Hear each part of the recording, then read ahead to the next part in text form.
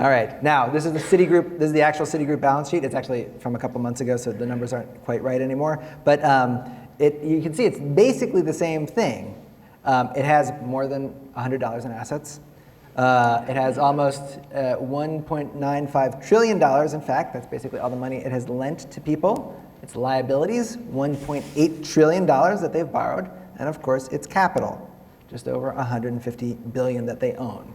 And like every balance sheet in the world, it all balances out. Assets equal liabilities plus capital. Right, so it's a pretty great business when it works. But banking is also pretty fragile because people like Alex can withdraw their money at any time. But generally, people like Alex don't withdraw his money because he assumes that his money is pretty safe in my wonderful bank. He assumes it will be there when he needs it. But let's pose a hypothetical question here. Sure. Let's go back to our $100 bank. I had my savings account in this bank, right?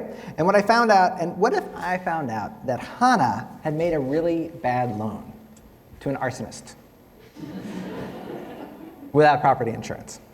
And let's say this arsonist also was a bad employee and he lost his job. Not that that necessarily means that you lost your job. But let's just say this arsonist lost his job, so he stopped paying his mortgage, and because he was an arsonist, he then burned down his house.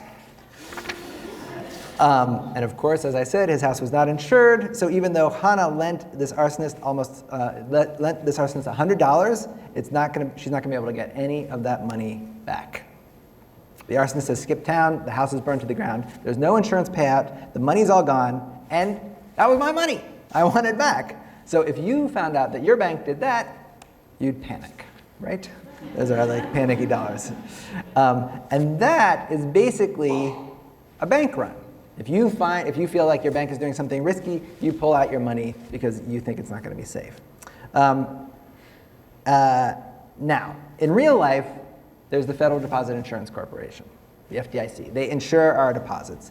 And they take over banks before it gets to Hannah's point. They will have inspectors that come in and they'll say, it looks like you've been lending a lot of money to arsonists lately. We're going to take you over.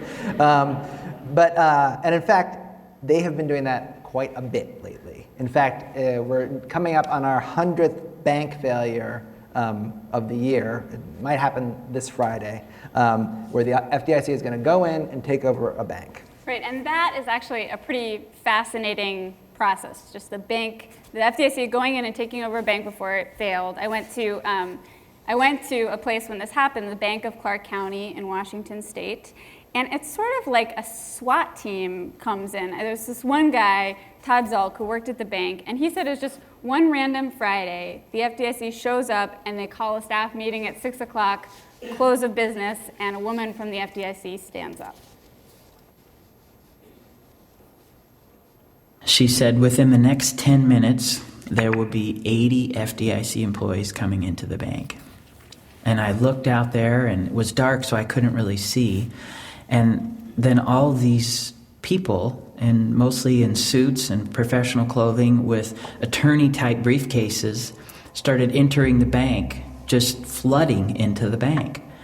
And I was so awestruck at them coming in, and so many of them coming into the bank, that I turned around and looked over there and just kept watching them, and they just continued to come. 80? Our bank had like 100 employees. And at this time, it was dark outside, and a flash flashed out in the parking lot.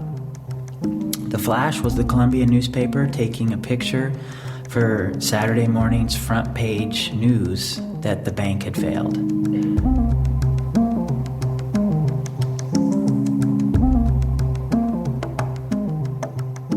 All of this happened, Hannah, in just a matter of minutes.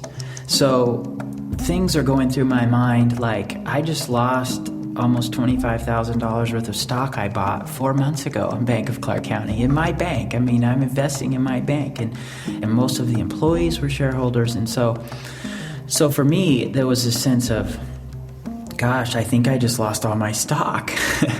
And I looked around the bank. I saw some people crying. I saw some people with just a white face, blank stare on their face, just in shock. Some people had their face on their hand on their face and just were like, I can't believe this, like, oh my gosh. So it's interesting comparing. So a bank like Todd's that the FDIC is taking over, they're a problem. There's a bunch of problem banks, but they are not the problem. Because banks like the Bank of Clark County, where Todd worked, they did a lot of lending that probably wasn't so wise, but they're in what's called the traditional banking sector.